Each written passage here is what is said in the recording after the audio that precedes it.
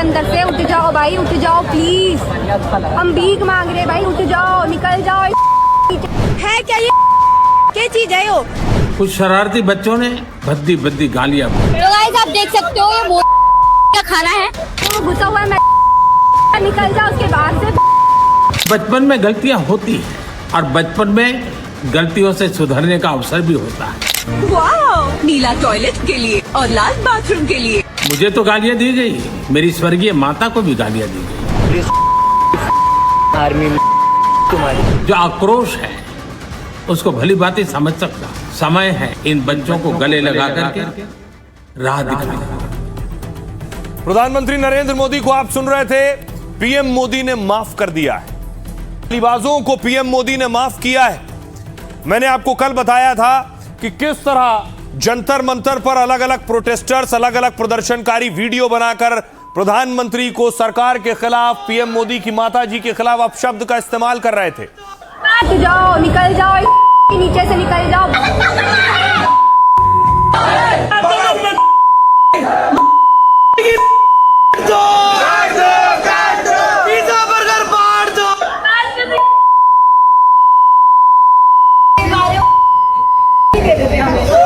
और अब देखिए, इसी में से एक और बच्ची थी जिसने इसी तरह की गालियां दी, उसके पास खिलाफ एफआईआर हुई, अब उसने माफी मांगी।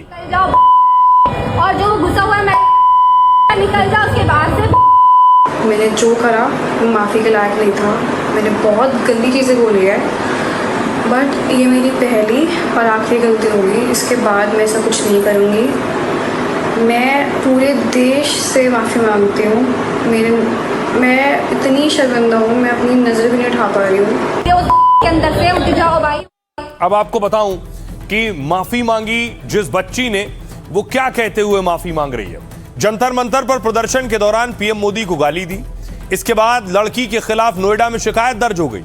एफआईआर दर्ज होने के बाद से परिवार फरार था और अब वीडियो जारी कर लड़की ने माफी मांगी। ये माफी का वीडियो में कहा वो सिर्फ 15 साल की है, इसलिए तस्वीर हमने धुंधली की है।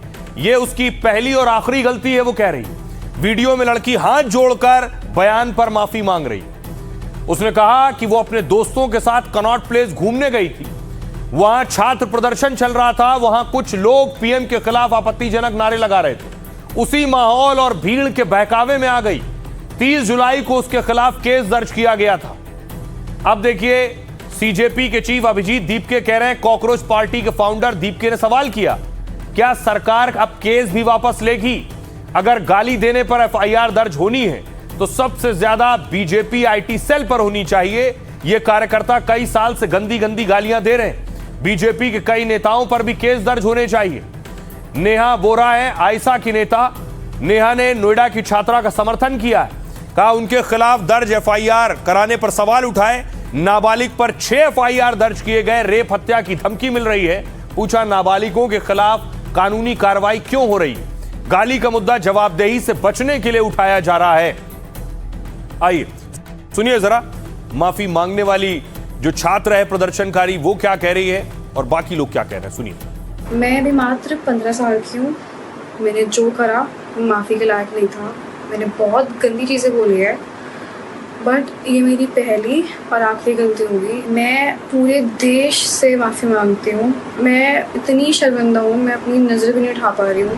पूरे देश के स्टूडेंट्स को ये लोग डराने की कोशिश कर रहे हैं कि मत करना फिर से बीजेपी की सरकार से सवाल करने का, हिम्मत मत करना फिर से प्रोटेस्ट करने का। अगर डेमोक्रेसी में बिलीव करते तो देश भर में स्टूडेंट्स को ये लोग तंग नहीं करते। These people don't believe in democracy। जहाँ तक माफी मांगने की बात है, मुझे उम्मीद है कि जो भाजपा के आईटी सेल वाले हैं, जो हमारी हर पोस्ट, हर वीडियो पे गालियां लिखते हैं, उनको भी मोदी जी माफ कर देंगे, क्योंकि वो तो बहुत सालों से श्रद्धापूर्ण गालीबाजी और इन सब गंदगी में लगे हुए थे। लेकिन उम्मीद है प्रधानमंत्री जी उन्हें भी माफ करेंगे। तो नेता कह रहे हैं पीएम मोदी माफ करेंगे। पीएम मोदी का एक वीडियो और आया जहां गाली देने वाले छात्रों और प्रदर्शनकारियों को उन्होंने माफ किया।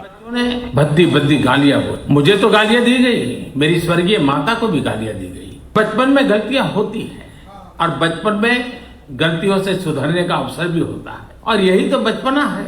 मैं उन्हें माफ करना चाहता हूं। समाज भी मेरी इस बात को स्वीकार करे, बच्चे भी हमारे हैं, उन्हें राह दिखाना हमारा काम है। कुछ शरारती बच्चों ने भद्दी भद्दी अब देखिए, पीएम मोदी ने माफी मांगी तो बीजेपी के पूर्व नेता प्रवक्ता रहे शहजाद ने एक वीडियो बनाया। डिक्टेटरशिप क्या होती है, असली इमरजेंसी क्या होती है, उनसे सीखिए मोदी जी। 3 इंस्टाग्राम यूजर्स ने राहुल गांधी का अपमान किया केरलम में, तो केस बुक हो गए। पीसफुल प्रोटेस्टर्स के आपकी सरकारों ने तो केस विड्रॉ कर दिए, कॉकरोच पार्टी वाले। और केरलम में 5000 लोगों पे केस हो गए। कर्नाटका में कोई पोस्टर दिखा रहा है, उस पर केस हो गया। असली डिक्टेटरशिप क्या होती है। अब देखिए, प्रधानमंत्री नरेंद्र मोदी ने क्या कुछ कहा बच्चों से जो उनके खिलाफ अपशब्दों का इस्तेमाल कर रहे थे। पीएम मोदी ने वीडियो बनाया, जंतर मंतर पर गाली को लेकर पीएम मोदी का यह संदेश था। इसमें पीएम ने युवाओं के आक्रोश को संभालने की कोशिश की। पीएम ने कहा, एक कल्चरल शौक है कि हमारी बेटियां इस तरह की भाषा कैसे बोल सकती हैं, लेकिन समय है इन बच्चों को गले लगाकर राह दिखाने का। ये गुमराह बच्चे हैं, इन्हें राह दिखाना हमारा काम है। इन्हें सजा देना, अदालतों के चक्कर कटवाना, प्रताड़ित करना, इससे हम परिस्थितियां नहीं बदल पाएंगे। मैं उनको माफ करना चाहता हूं। समाज भी मेरी इस बात को स्वीकार करे। प्रदर्शन के दौरान पीएम के खिलाफ अभद्र भाषा का इस्तेमाल हुआ। इसको लेकर गालीबाजों के खिलाफ एक्शन की मांग तेज हुई। इस बीच पीएम मोदी ने जेनजी युवाओं को माफ कर बड़ा संदेश दिया। पीएम मोदी ने शुक्रवार रात इंस्टाग्राम पर रील शेयर की। कुछ शरारती बच्चों ने मुझे और मेरी मां को भद्दी भद्दी गालियां दी, लेकिन बचपन में गलतियां होती हैं। बचपन गलतियों को सुधारने का अवसर भी होता है। यह पिछले 9 दिनों में पीएम का 5वां वीडियो है। रात 11 बजे जारी किए गए वीडियो को 30 मिनट में ही 13 लाख लोगों ने देखा। राहुल गांधी ने इस पर कहा, नेता विपक्ष राहुल गांधी ने वीडियो को लेकर निशाना साधा। राहुल ने कहा, पीएम मोदी छात्रों की चिंताओं को दूर करने में नाकाम रहे हैं। छात्र उनसे माफी के हकदार हैं, ना कि उनकी माफी के। भारत के छात्रों को उनकी माफी की जरूरत नहीं है। सुनिए प्रधानमंत्री नरेंद्र मोदी ने क्या कहा। जंतर मंतर पर जो कुछ भी हुआ देश और दुनिया ने देखा है। कुछ शरारती बच्चों ने भद्दी भद्दी गालियां बोली। मुझे तो गालियां दी गई, मेरी स्वर्गीय माता को भी गालियां दी गई।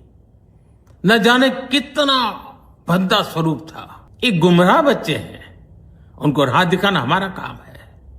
उनको सजा देना, अदालतों के चक्कर कटवाना, समाज में उनको प्रताड़ित करना, इससे हम परिस्थितियां नहीं बदल पाएंगे। डेमोक्रेटिक कॉन्स्टिट्यूशनल तरीके से ह्यूमन वैल्यूज, मोरल वैल्यूज के साथ हमें विरोध करना चाहिए। गाली गलोच, हुड़दंगा, विध्वंस, डिस्ट्रैक्शन, इससे बात नहीं बनेगी। सरकार जवाबदेह होनी चाहिए, ये मैं मानता हूं, लेकिन परिवर्तन केवल एक व्यक्ति के परिवर्तन से नहीं हो जाएगा। व्यवस्था परिवर्तन जरूरी है। अगर कोई और होता उनकी जगह तो कड़ी से कड़ी सजा, ये उनका बड़ापन है। ऐसे प्रधानमंत्री जी को मेरा कोटि कोटि नमन। दुनिया के लिए टफ मास्टर है और अपने देश के लिए और देशवासियों के लिए मोम की तरह है। विद्यार्थी अपने हिम्मत पर जंतर मंतर पर आए, देश की सड़क पर आए और अपने न्याय और अपने हक के लिए उसने बहुत बड़ी जंग छेड़ी और वो जीत गए। तो आपके पास कौन आया था हाथ जोड़कर कि हमें माफ करिए, या अपने आप माफ कर रहे हो? किसने माफी मांगी? हुकूमत ने इन बच्चों के साथ वादा किया है कि उनके खिलाफ कोई कार्रवाई नहीं होगी। जबान की अपनी अहमियत होनी चाहिए। अगर जबान दिया है तो उसको फिर रखना चाहिए। तो जहाँ जहाँ कार्रवाई हो रही है रुकनी चाहिए। जहाँ एफआईआर दर्ज है उन एफआईआर को वापस लिया जाना चाहिए। सच्चाई से भागना चाहती है सरकार। जवाब चाहिए कि छात्रों के ऊपर गोली क्यों चलाई आपने भाई। अगर आप माफ भी नहीं करेंगे तो गाली देने का क्या होगा, सजा क्या करा दोगे आप, भविष्य बर्बाद करोगे उनका। गरिमापूर्ण तरीके से बात होनी चाहिए। प्रधानमंत्री जी के मुंह से ये बातें अच्छी नहीं लगती। सही बात कहा है प्रधानमंत्री जी ने कि जो बच्चे किन्हीं कारणों से गलत रास्ते पर भटक गए हैं, उनको विकास के मुख्य धारा में उनकी प्रगति के लिए काम करने के लिए उनको माफ करना चाहिए। उनको सही सलाह दे करके सही रास्ते पर ले आना चाहिए। तो माफी देने की जगह माफी मांगने की जरूरत थी। आपको चाहिए था उन छात्रों से, युवाओं से माफी मांगे जिनको अपना हक मानते हुए आपकी पुलिस ने लहूलुहान किया है। तो प्रधानमंत्री नरेंद्र मोदी ने कहा उन्होंने बच्चों को माफ किया। दूसरी तरफ पुलिस एक्शन भी संभव है, रोक दिया जाए, क्योंकि प्रधानमंत्री ने खुद कहा वो नहीं चाहते कि बच्चों को कोर्ट कचहरी के चक्कर कटवाएं, लेकिन मैं आपको बताऊं दुनिया के दूसरे देशों में सुप्रीम जो लीडर है, जो नेता है, जो प्रधानमंत्री है, राष्ट्रपति है, उसके खिलाफ अगर ऐसी भाषा का इस्तेमाल किया जाता है तो क्या कानूनी सजा होती है, क्या की जाती है। सबसे पहले देखिए चीन में देश के राष्ट्रपति या कम्युनिस्ट पार्टी के शीर्ष नेताओं का अपमान करने, उन्हें गाली देने या उनकी आलोचना करने पर कड़ी कानूनी कार्रवाई होती है। इसमें राजद्रोह और मानहानि के तहत केस दर्ज हो सकता है। 3 साल से लेकर कई साल तक की जेल की सजा मिल सकती है। अगर अपमान या टिप्पणी को गंभीर माना जाता है तो 3 साल तक की जेल या राजनीतिक अधिकार छीन लिए जाते हैं। सऊदी अरब में राजा क्राउन प्रिंस के खिलाफ टिप्पणी पर कड़ी सजा है। देश की छवि को नुकसान पहुंचाने पर भी कड़ी सजा का प्रावधान है। गाली देने पर कड़े कारावास और भारी जुर्माने की सजा हो सकती है। विदेशी नागरिकों को देश निकाला जा सकता है। इसे सार्वजनिक व्यवस्था में बाधा या आतंकवाद के दायरे में लाया जा सकता है, जिसके तहत कई सालों की लंबी कैद की सजा का प्रावधान है। जर्मनी में राजनेताओं के लिए कड़े कानून की सुरक्षा दी गई। उन्हें क्रिमिनल कोड के तहत राजनेताओं का अपमान करना एक विशिष्ट अपराध है। जर्मनी में 2025 में ऐसे रिकॉर्ड मामले दर्ज किए गए। 2026 में इस कानून को खत्म करने का प्रस्ताव को संसद ने खारिज कर दिया। लेकिन अमेरिका में हालात जुदा है। अमेरिका में नेताओं के खिलाफ तीखी अपमानजनक आलोचना पर कानून नहीं है। सीधी धमकी के मामले में भी अमेरिका में कार्रवाई होती है अगर सीधी धमकी आप राष्ट्रपति को दे दें। जब कोई सीधी धमकी दी जाए, हिंसा भड़काई जाए या मानहानि के झूठे तथ्य रखे जाए, यहां नेताओं के लिए मानहानि का केस जीतना बहुत मुश्किल होता है, आसान काम नहीं। अब सुनिए जरा, प्रधानमंत्री ने प्रदर्शनकारी छात्रों को माफ किया जो गाली गलौज कर रहे थे।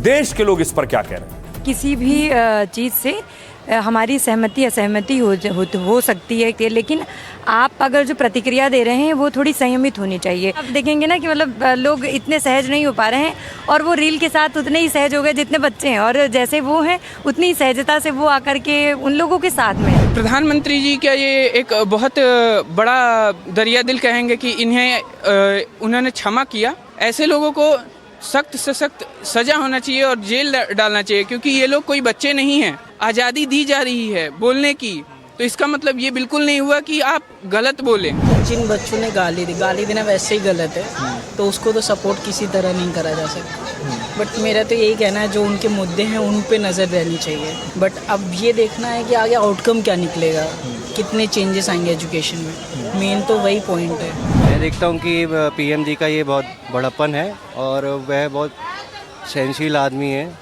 और उनकी मदर को ऐसे गालियाँ नहीं देनी चाहिए थी। आई थिंक कि जेन जी की तरफ से वो चीज़ें गलत थी। वो बहुत बड़े प्रधानमंत्री हैं, उन्हें ध्यान देना चाहिए कि वो किसको गाली दे रहे हैं किसको नहीं दे रहे हैं। तो उस चीज़ को प्रधानमंत्री जी ने काफ़ी समझा है और पेपर लीक को लेके उन्होंने काफ़ी सारे डिसीजन लिए हैं। तो युवाओं का नजरिया भी आपने जाना, वो क्या राय रखते हैं प्रधानमंत्री की इस माफी पर। खबरों में आगे बढ़ते हैं। आज की एक और बड़ी खबर, पप्पू यादव ने ऐसा क्या किया जो उन पर 51 लाख रुपए का इनाम रख दिया गया। पप्पू के ड्रामे ने भावनाएं भड़का दी हैं, लोगों में गुस्सा है, रोष है। क्या किया पप्पू यादव ने? यह तस्वीर कल संसद से आई। पप्पू यादव दान पात्र चोरी कर रहे थे। राम मंदिर में जो चढ़ावा चोरी हुआ उसकी नकल कर रहे थे, उस पर ड्रामा कर रहे थे। देखिए उसमें राहुल गांधी शामिल हुए, समाजवादी पार्टी के नेता शामिल हुए, अयोध्या के सांसद खुद उस दान पात्र में पैसा डाल रहे थे और फिर पप्पू दान पात्र उठाकर भाग खड़े हुए।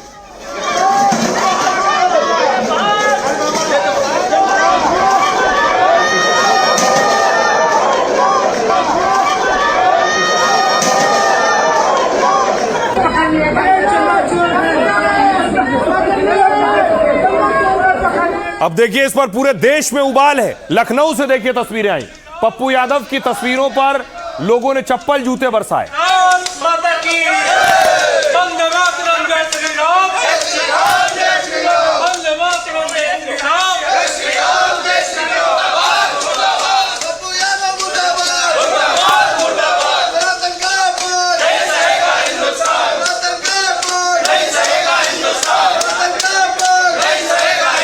पप्पू यादव के अंदर अगर क्षमता है, इतने ताकतवर हैं, तो पप्पू यादव सीधे एक बार पैगंबर के खिलाफ कुछ भी बोल दें, शाम तक सर जुदा हो जाएगा। उनकी हैसियत हो तो भाई दूसरे धर्म के बारे में इस प्रकार करके देखें तो अभी क्या होता है। दूसरी तरफ देखिए लखनऊ में ही पप्पू यादव की शव यात्रा निकाली जा रही थी। प्रदर्शनकारी शव यात्रा लेकर बढ़ रहे थे।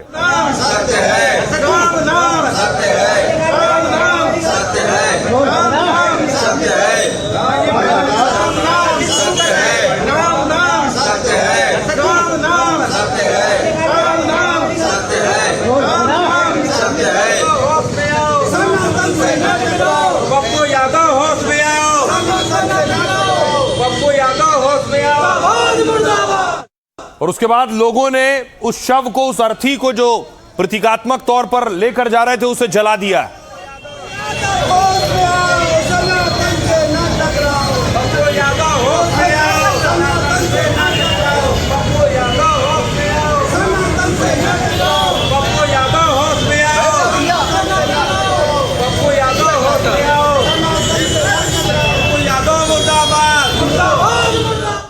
अब देखिए अयोध्या में खुद जगत गुरु परमहंस प्रदर्शन कर रहे थे पप्पू यादव की तस्वीरों के साथ। यादव मुर्दाबाद, मुर्दाबाद, मुर्दाबाद, गठबंधन मुर्दाबाद, मुर्दाबाद, मुर्दाबाद।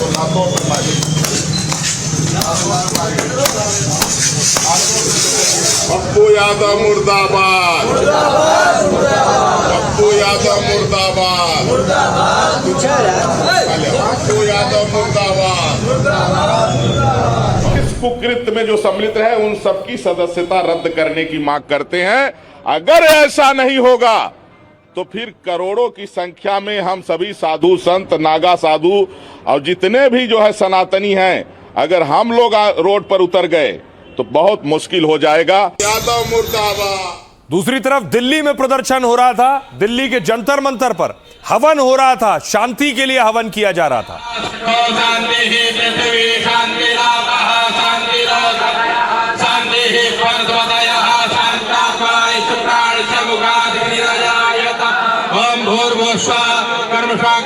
नमो नमः, देवताये नमो नमः।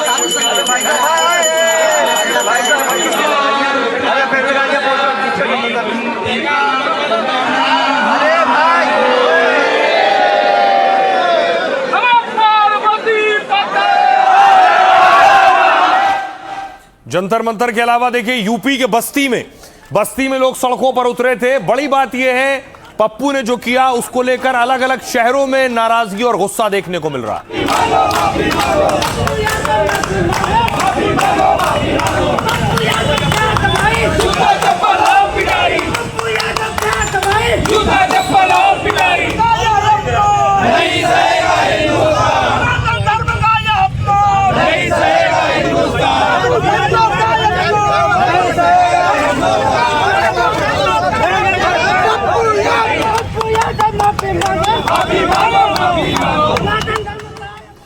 बस्ती के बाद आपको मथुरा लिए चलता हूं।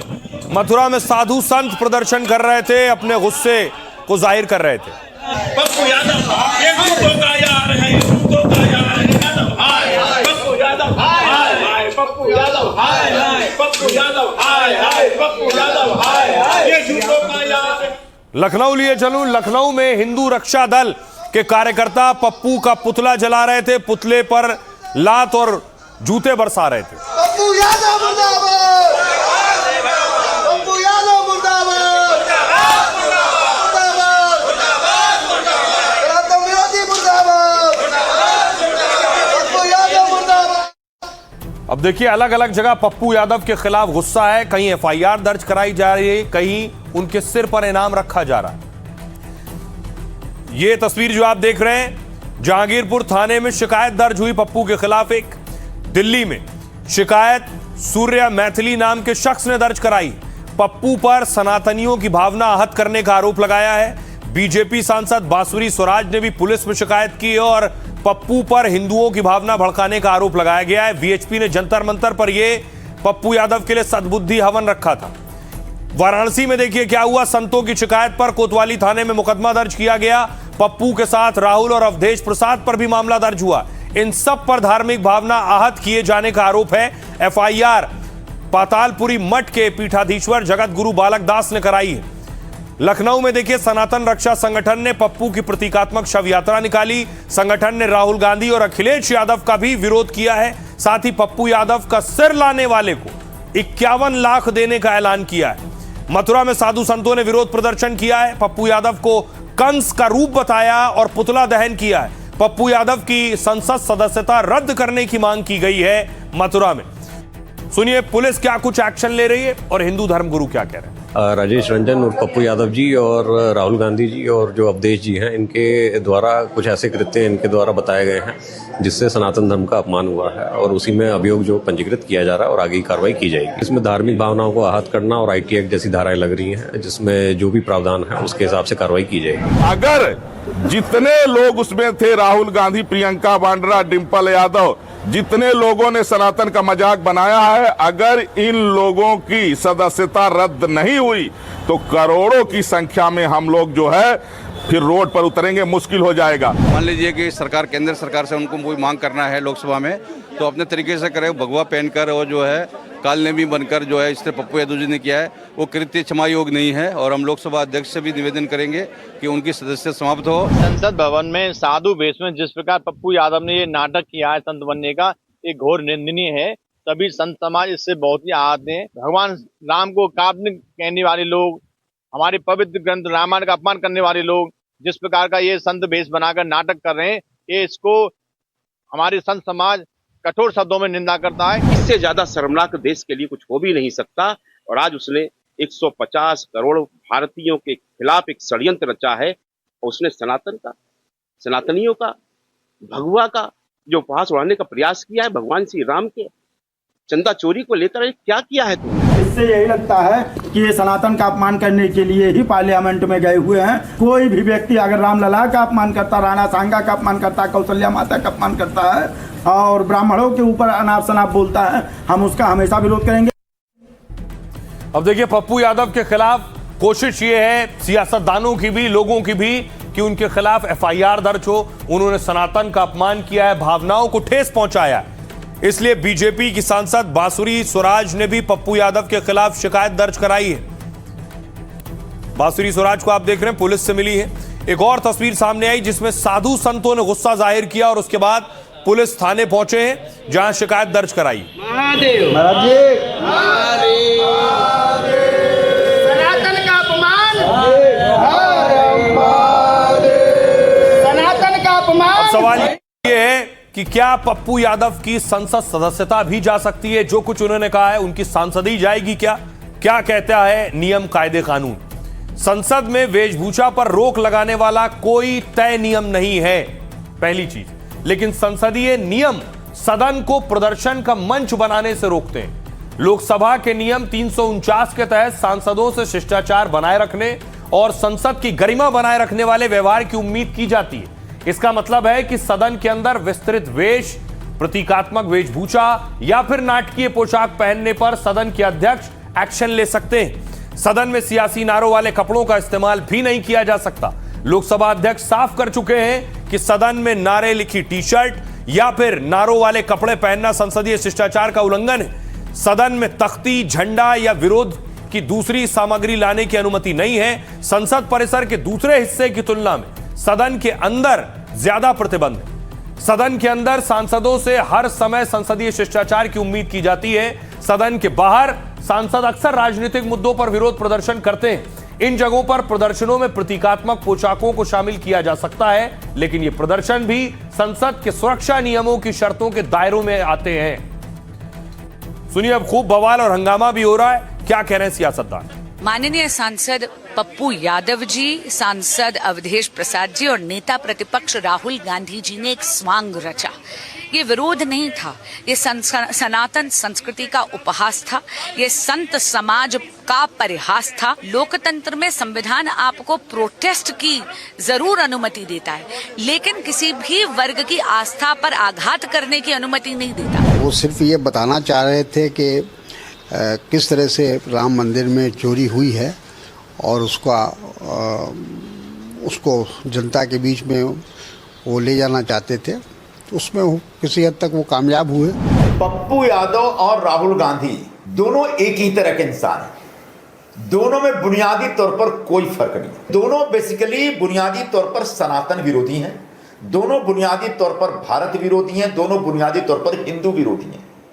इन्हें मौका मिलना चाहिए सनातन को बदनाम करने का, ये वो मौका हाथ से नहीं छोड़ते। ये वही लोग हैं जिन्होंने आतंकवाद का नाम, भगवा आतंकवाद, इस शब्द को जन्म देने वाले ये लोग हैं। तो इनसे साधु संतों का मान सम्मान, इनसे उम्मीद ही नहीं रख सकते।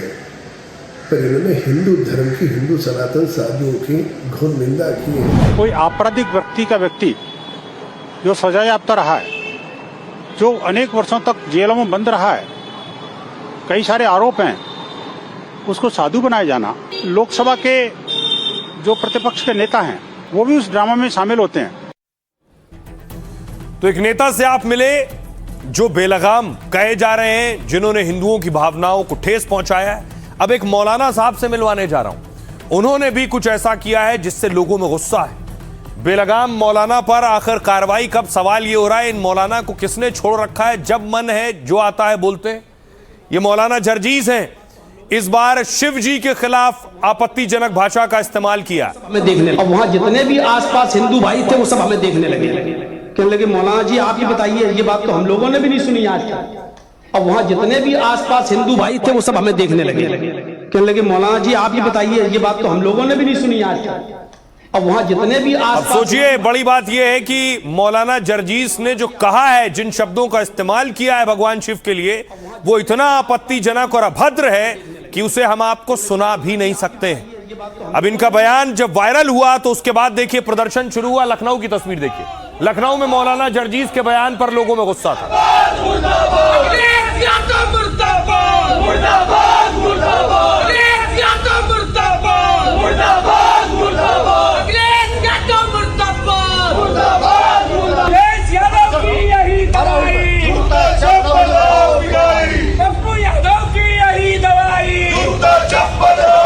मौलाना का और पप्पू यादव का पुतला फूका गया है। अखिलेश यादव की सह पर इटावा में बैठकर एक मौलाना सनातन का विरोध करता है, हमारे देवी देवताओं के बारे में अभद्र बोलता है।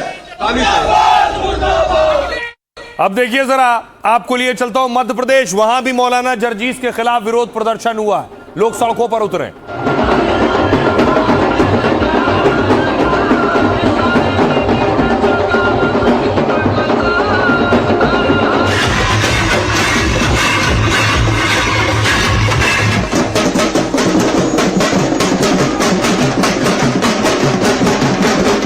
और उसके बाद पुलिस पर शिकायत की गई है मौलाना के खिलाफ। पुलिस को कंप्लेंट दी गई है कि मौलाना पर कार्रवाई की जाए।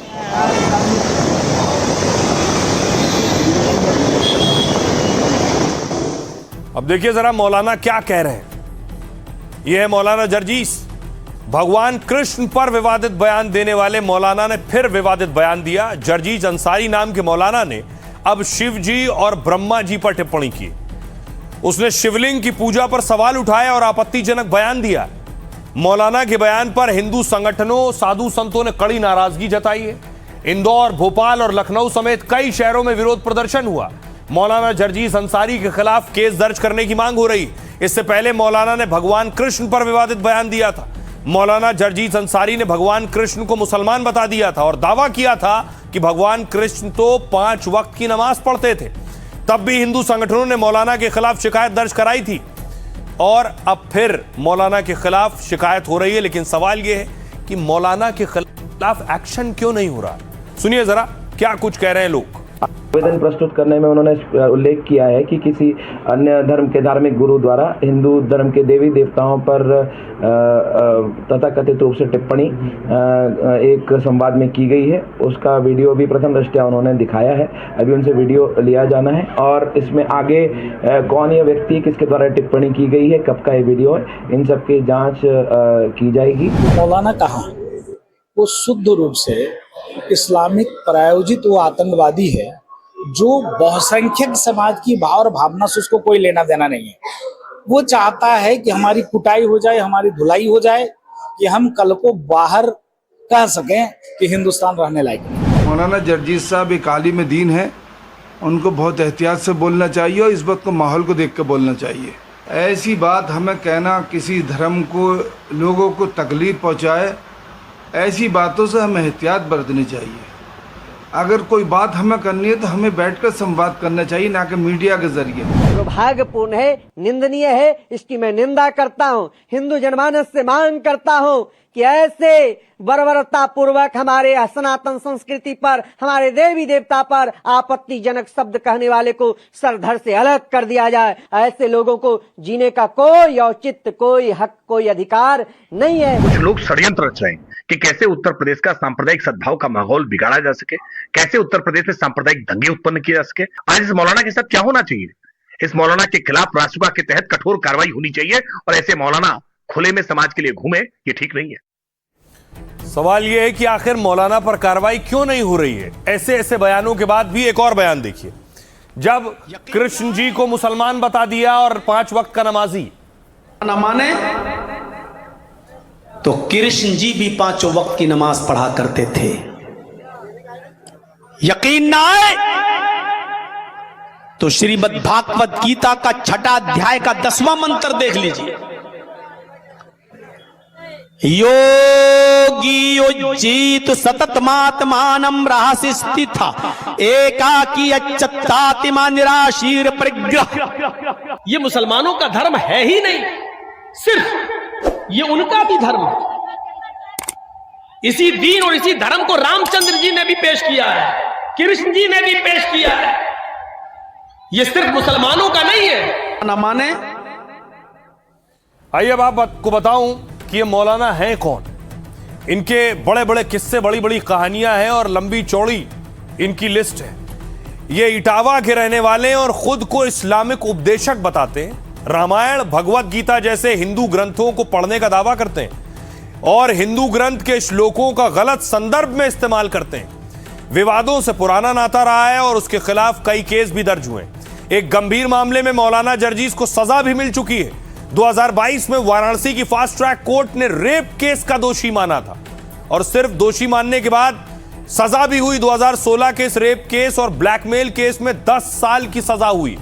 फिलहाल जमानत पर बाहर है मौलाना, लेकिन विवादों में रहने के आदी हैं। मौलाना जर्जीस अंसारी मोदी शाह पर भी आपत्तिजनक टिप्पणी कर चुके हैं। एक भाषण में बंगाल को कहा कि मुसलमानों के लिए सबसे सुरक्षित जगह है। 2022 में एक विवादित बयान को लेकर मौलाना की बहुत आलोचना हुई। मौलाना जर्जीस ने तब महिलाओं के खिलाफ भी अभद्र टिप्पणी की। अनुसूचित जनजाति आयोग ने जर्जीस के खिलाफ नोटिस जारी किया था। तो ये मौलाना की कुंडली है। लेकिन ताज्जुब ये कि चुनाव नजदीक आ रहे हैं, मौलाना उल जलूल बयान दे रहे हैं और उन पर कोई एक्शन नहीं हो रहा है। खबरों में आगे बढ़ते हैं। आज की एक और बड़ी खबर है, पुलिस का प्लास्टर वाला ड्रामा। पुलिस को आपने परेड कराते, एनकाउंटर करते देखा होगा। यूपी से तस्वीरें बहुत बार आई। चेन स्नैचर का एनकाउंटर हो गया यूपी के उन्नाव में। गलती होगी बस मुझे माफ कर दो, अपना करने का।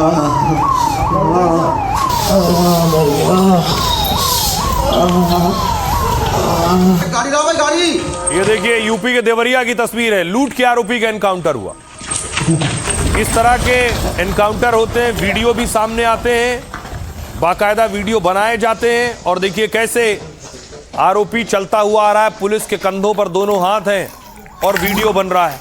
ये वीडियो का फैशन पिछले दिनों बहुत बढ़ा।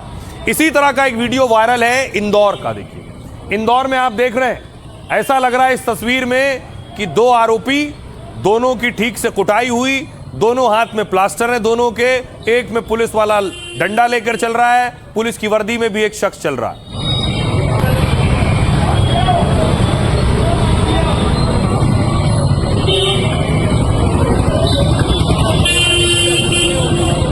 अब ये तो आपने देख लिया पट्टी बांधे हुए। अब ये देखिए जरा, पट्टी खोलते हुए भी तस्वीरें सामने आ गई। यानी वो पट्टी सिर्फ वीडियो बनाने तक के लिए थी। ये देखिए, ये जो आरोपी थे पट्टियां खोल रहे हैं अपनी। वीडियो बन गया, काम पूरा हो गया। अब पट्टी और प्लास्टर उतार लिया जाए।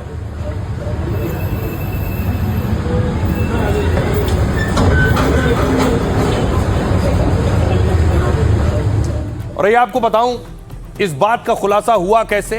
पुलिस वालों पर भी बहुत प्रेशर और दबाव है कि हम काम नहीं कर रहे हैं तो काम के लिए ऐसे वीडियो भी बनाने पड़ रहे हैं। इंदौर में पुलिस के प्लास्टर वाले ड्रामे का मामला हीरानगर थाने का है।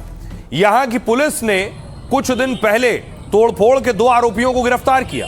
गिरफ्तारी के बाद सिंघम जैसी छवि दिखाने के लिए पूरा ड्रामा रचा गया। ऐसा दिखाया गया कि जैसे आरोपियों के हाथ पांव तोड़ दिए गए। सड़क पर फर्जी पट्टी प्लास्टर बांधकर आरोपियों का जुलूस निकाला गया।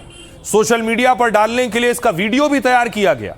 लेकिन मामला तब बिगड़ गया जब आरोपी जेल के पास पहुंचकर खुद अपना ही प्लास्टर उतारने लगे और पट्टी प्लास्टर उतारकर खुद ही उसे झाड़ियों में फेंकने लगे। इसी दौरान किसी की नजर पड़ गई तो उसने पूरे मामले का वीडियो अपने कैमरे में कैद कर लिया और जब यह वीडियो वायरल हुआ तो पुलिस का पूरा ड्रामा बेनकाब हो गया। मामला अधिकारियों तक पहुंचा और फर्जी पट्टी वाले ड्रामे की जांच के आदेश दिए गए। आरोप यह भी लगा कि पुलिस कर्मियों ने आरोपियों से 20-20 हजार रुपए रिश्वत वसूली। फिलहाल इस पूरे मामले को लेकर अभी जांच की जा रही है। सुनिए जरा, इंदौर के पुलिस कमिश्नर साहब ने भी ये तस्वीरें देखी, सुनिए क्या कह रहे हैं। जो अभी सामने आया है जिसमें ऐसा देखा जा रहा है कि जो आरोपी हैं जिनको जेल भेजा जा रहा था उनके हाथ से पट्टी हटाई जा रही है। तो मामले का तत्काल संज्ञान लेते हुए हमने एक जांच गठित की है और इस पूरे प्रकरण की जांच की जा रही है। जांच में जो तथ्य सामने आते हैं, जो साक्ष्य आते हैं, उस हिसाब से आगे की कार्रवाई की जाएगी। और आइए खबरों में आगे बढ़ते हैं। आज की एक और बहुत दर्दनाक खबर है, हिला देने वाली खबर है। कश्मीर में नाम पूछा और फिर गोली मारी, टारगेट किलिंग। आपको याद होगा पहलगाम में क्या हुआ था। पहलगाम में आतंकियों ने नाम पूछ पूछ कर गोलियां मारी थी और उसके बाद पूरा देश हिल गया था कि आतंकियों के इस बर्बर हरकत के बाद उसने उसको गोली मार दी। यहाँ पे उसने बोला कि शायद मुस्लिम नहीं है, उसने उसको गोली मार दी। नहीं, आप टेंशन मत। अब मैं आपको बताऊं, इसी तरह फिर आतंकियों ने टारगेट किलिंग की है। नाम पूछकर दीपक रात्रे और भूपेंद्र भैना को गोली मार दी गई। ये 2 लोग जो वहां काम कर रहे थे, जो वहां नौकरी के लिए गए हुए थे, उन्हें गोली मार दी गई।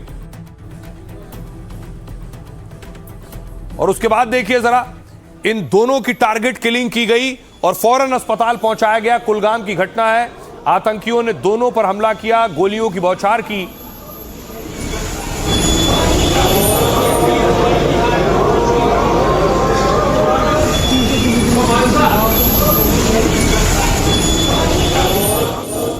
आतंकी जानबूझकर दहशत फैलाने के लिए गैर कश्मीरियों को टारगेट करते हैं। ये आतंकी हाफिज सईद के संगठन से जुड़े हुए जिन 2 लोगों को टारगेट किया गया, दोनों छत्तीसगढ़ के रहने वाले थे। ये उनका शव आप देख रहे हैं।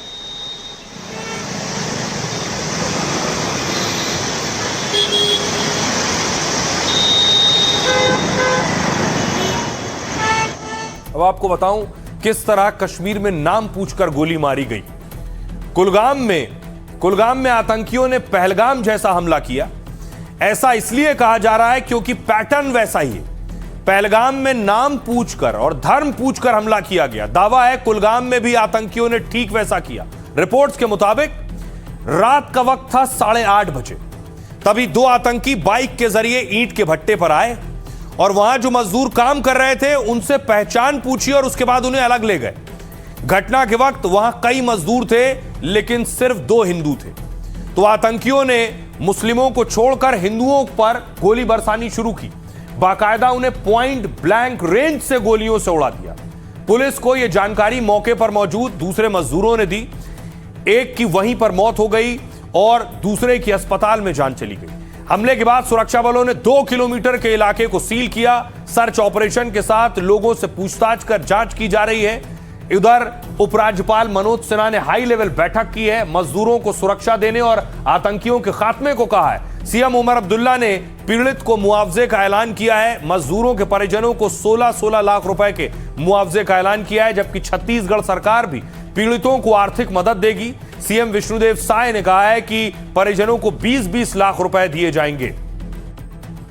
सुनिए क्या कुछ कह रहे हैं जम्मू कश्मीर और छत्तीसगढ़ के सीएम। इस हमले की जितनी निंदा की जाए कम है। पैसा देके ना इस हमले को कम किया जा सकता है, ना इनके घर वालों को जो तकलीफ का सामना करना पड़ा है उसमें कोई कमी आएगी। अपराधियों के इस कृत्य की घोर निंदा करते हैं और छत्तीसगढ़ की सरकार दोनों मृतक परिवार को 20-20 लाख रुपए की सहायता राशि प्रदान करेगी।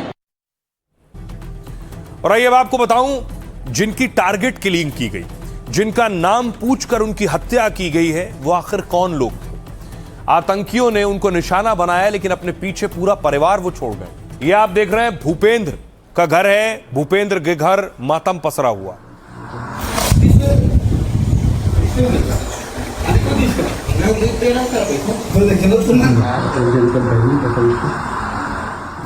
भूपेंद्र के साथ दीपक भी उसी ईंट के भट्टे पर काम कर रहे थे। यह दीपक के घर की तस्वीर है।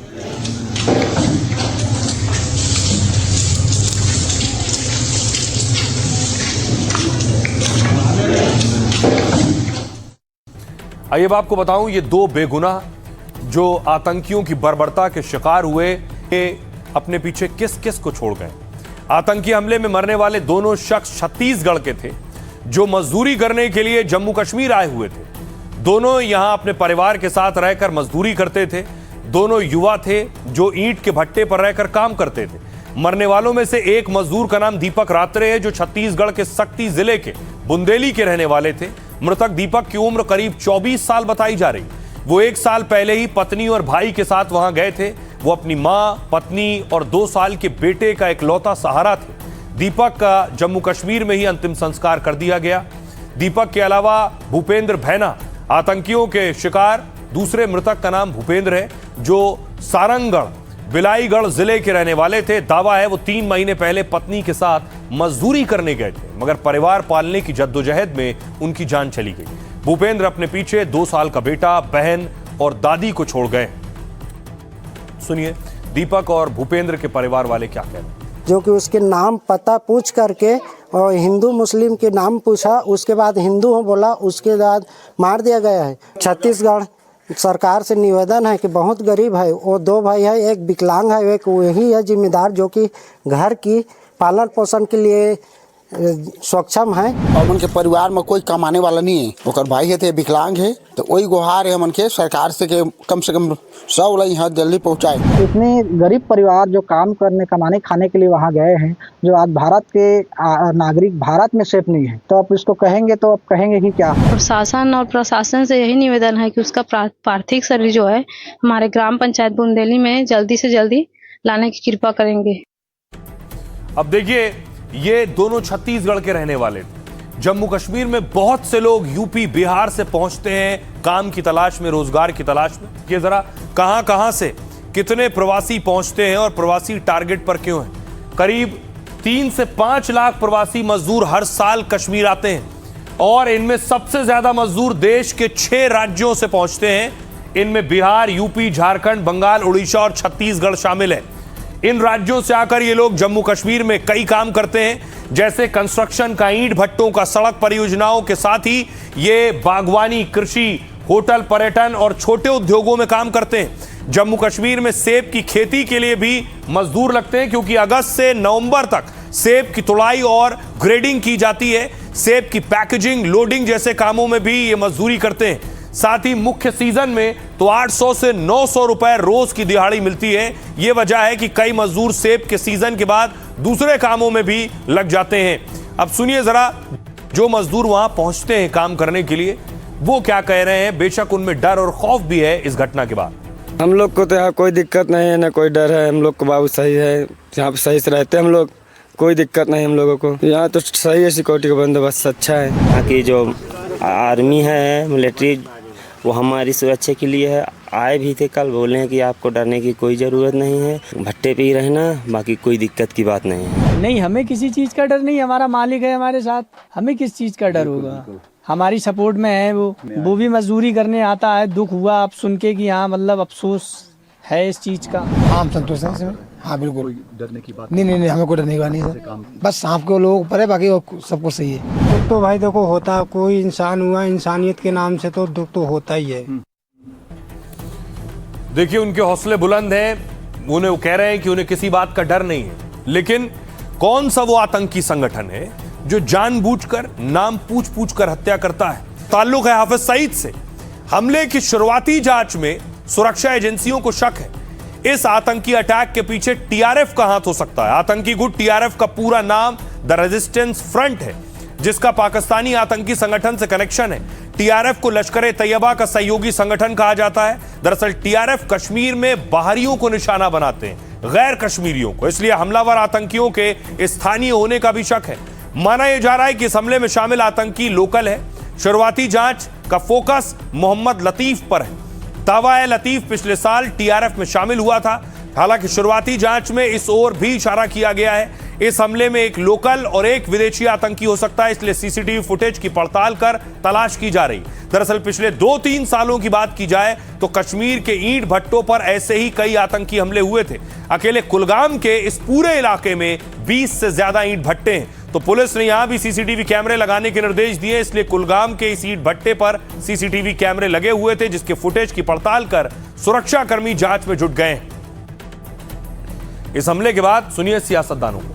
इसकी तहकीकात होनी चाहिए और ईमानदारी से तहकीकात होनी चाहिए, कौन मारने वाले। मुझे नहीं पता ये क्यों उस वक्त होता है जब हम लोग स्टेटहुड मांग रहे होते हैं। डॉक्टर फारूक अब्दुल्ला साहब से इस प्रकार के बयानों की उम्मीद नहीं लगाई जा सकती। जब कोई आतंकवादी हमला होता है, ये राष्ट्र पर हमला है, ये कश्मीरियत पर हमला है, ये मानवता पर, इंसानियत पर हमला है, ऐसे वक्त पूरे देश को, सभी राजनीतिक दलों को एकजुट होकर आतंकवाद के खिलाफ बोलना है। मेरे पास अल्फाज नहीं इस इंसिडेंट को कंडेम करने के लिए। ये भी हम जैसे इंसान हैं, हमारे जो लोग यहाँ मजदूरी करते हैं, काम करते हैं, अपने बच्चों को पालते हैं, तो ऐसे में इनको इस तरह से गोलियां मार के, इनको यहाँ इतना सिक्योरिटी की वजह से लोगों को इतना अजाब है लोगों पे, उसके बावजूद ये इंसिडेंट्स होना, मुझे लगता है कहीं ना कहीं सिक्योरिटी में कोताही है। एक कश्मीरी 2 नॉन लोकल, ये सीरियस कंसर्न है हमारी पुलिस के लिए, हमारी एजेंसियों के लिए। ये आतंकी हमले कश्मीर की इकोनॉमी को डिस्ट्रॉय करेंगे, जैसा पहलगाम अटैक के बाद हुआ है।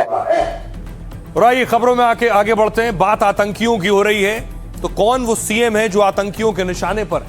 शुभेंदु अधिकारी आतंकियों के टारगेट पर है। पश्चिम बंगाल के नए मुख्यमंत्री शुभेंदु अधिकारी ने बहुत से ऐसे एक्शन लिए हैं जो आतंकियों के गले नहीं उतर रहे हैं। इसलिए मसूद अजहर यानी जैश के संगठन के एक आतंकी को एसटीएफ ने पकड़ा है। इसका नाम है हमीम मंडल।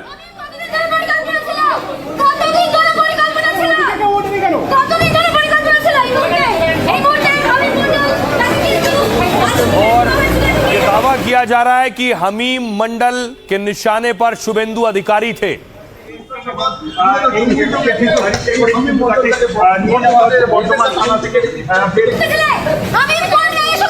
और न सिर्फ हमीम मंडल, आपको जानकर ताज्जुब होगा कि हमीम मंडल की गर्लफ्रेंड को भी, अर्पिता सरकार को भी उठाया गया है। अर्पिता भी हमीम के साथ शामिल थी इस साजिश में, ऐसा आरोप है।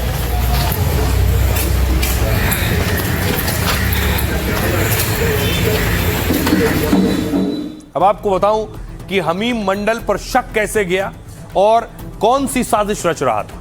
यह हमीम मंडल को आप देख रहे हैं। गिरफ्तार संदिग्ध के निशाने पर शुभेंदु थे। मंत्री उमेश राय समेत ये कई वीवीआईपी की डिटेल निकाल रहा था। यह बात खुद सीएम शुभेंदु और एसटीएफ ने भी जांच में कही है। आतंकी बंगाल में बीजेपी आरएसएस नेताओं की जासूसी में लगा था, लेकिन संदिग्ध आतंकी हमीम को एसटीएफ ने दबोच लिया।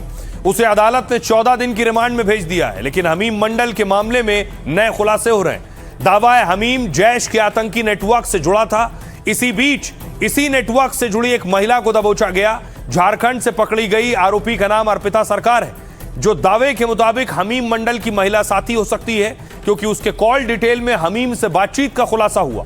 कहा जा रहा है अर्पिता नेताओं, बड़े लोगों को हनी ट्रैप में फंसाती थी, उसके जरिए उनसे जुड़ी खुफिया जानकारी जुटाती थी। शक है कि हमीम और अर्पिता मिलकर जैश के लिए काम करते हैं। हमीम को पूर्व वर्धमान जिले की एक सोसाइटी से गिरफ्तार किया गया, जहां उससे मोबाइल, इलेक्ट्रॉनिक उपकरण और दस्तावेज मिले। उसकी पड़ताल से पता चला कि हमीम जैश और आईएसआई के संपर्क में था। जांचकर्ताओं का मानना है कि मंडल करीब 1 साल पहले सोशल मीडिया के जरिए पाकिस्तानी हैंडलर्स के संपर्क में आया। उसी ने पूछताछ में बताया कि ऑनलाइन संपर्कों में एक आईएसआई से था, जबकि बाकियों ने शहजाद भट्टी नेटवर्क से जुड़े होने का दावा किया था। एसटीएफ ने इस पूरे आतंकी मॉड्यूल की जड़ों तक जाकर जांच की है।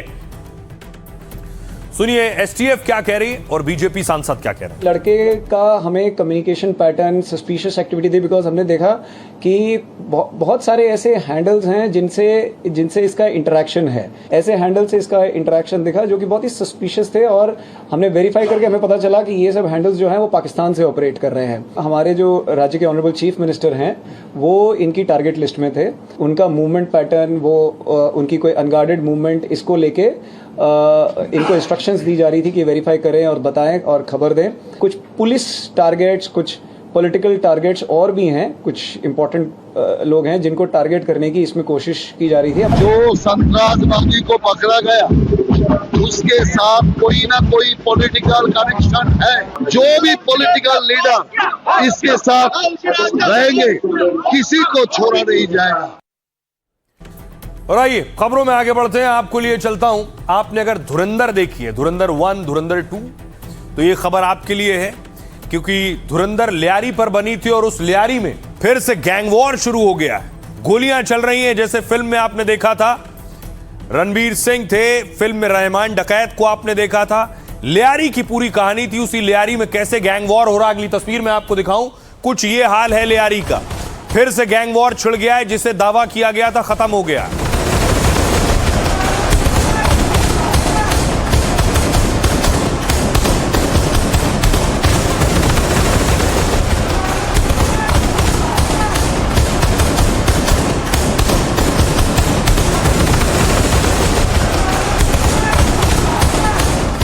अब मैं आपको बताऊं कि आखिर गैंग वॉर छिड़ा किसमें।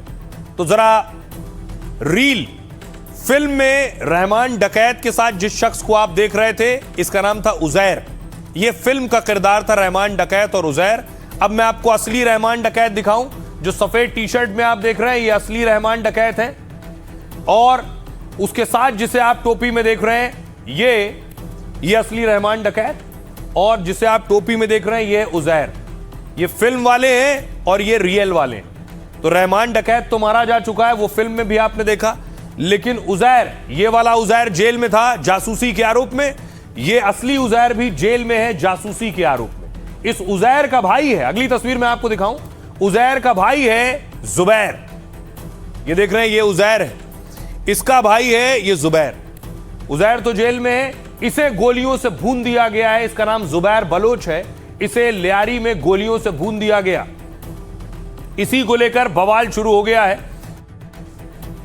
अब आपको मैं दिखाऊं कि लियारी के हालात क्या हैं, क्योंकि उजैर के भाई पर गोलियां चली हैं। ये लियारी की तस्वीर आप देख रहे हैं। इस तस्वीर को देखने के बाद आपने अगर धुरंधर देखी है तो उसके साथ इसकी सड़कों की कल्पना कर सकते हैं, समझ सकते हैं क्या हालात होंगे वहां। ये गैंग वॉर के बाद की तस्वीर है।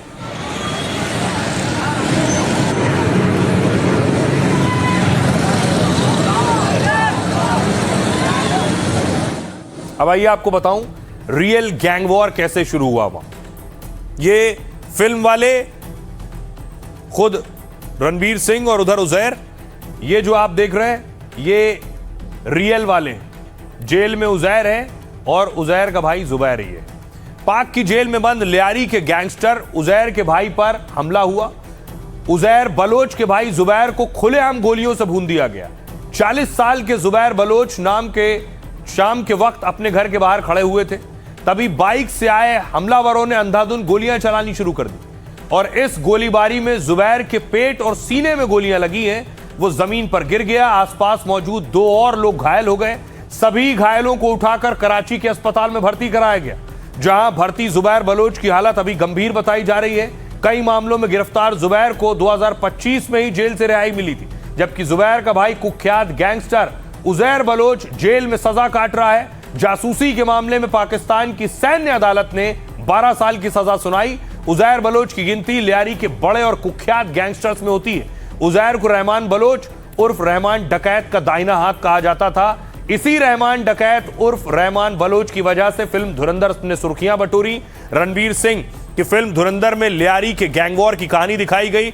अब जुबैर पर हमले के बाद कहा जा रहा है लियारी के गैंगस्टर फिर वापस लौट आए हैं और कराची के लियारी में पुरानी गैंग वॉर फिर शुरू होने वाली है। अब आपको लियारी की तस्वीरें दिखाऊं कि असली लियारी कैसा दिखता है। वहां फिल्म आने के बाद और फिल्म आने से पहले बहुत से लोगों ने शूट किया और लियारी को दुनिया के सामने रखा। यह है लियारी का गेट, यह है असली लियारी।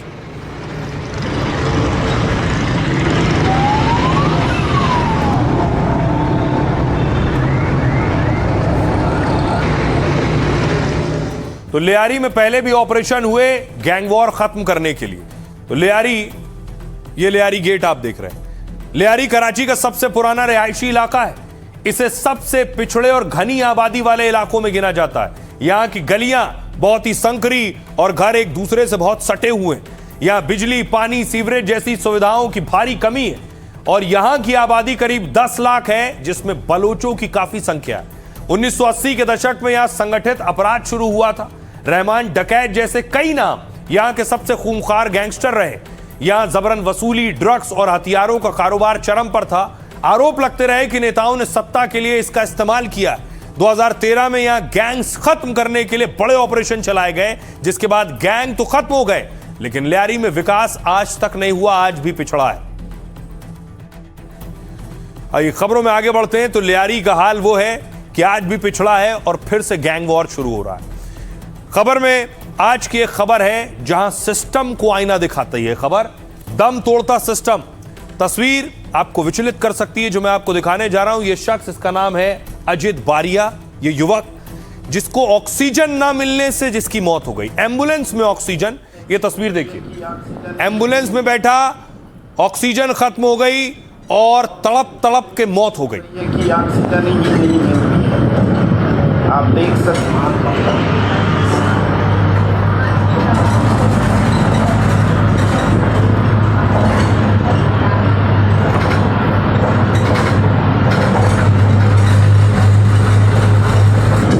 गवर्नमेंट की इतनी अच्छी हो गई है कि ऑक्सीजन ही नहीं मिल रही है। आप देख सकते हैं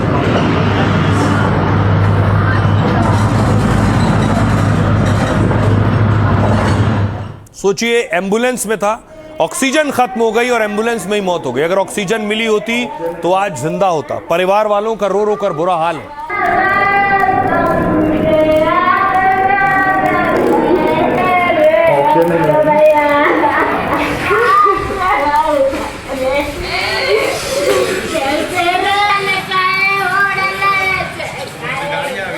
आज जो है इतना तड़पते तड़पते मेरा बेटा एक सांस की वजह से एक तड़पते तड़पते और सिर्फ मंडला पहुंचा और दम को तोड़ दिया।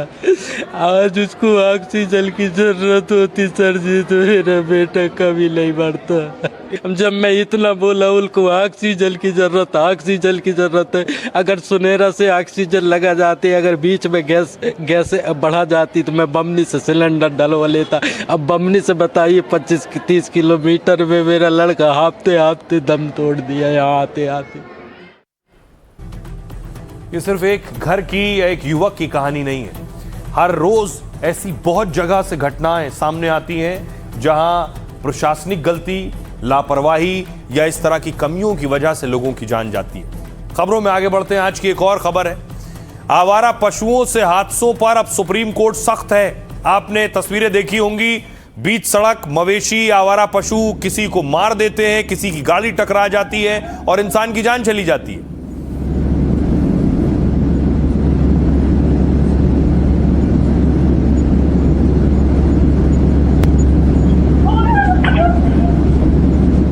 अब इस तरह की तस्वीरें सामने आएंगी या कोई घटना होगी तो उस पर कार्रवाई होगी।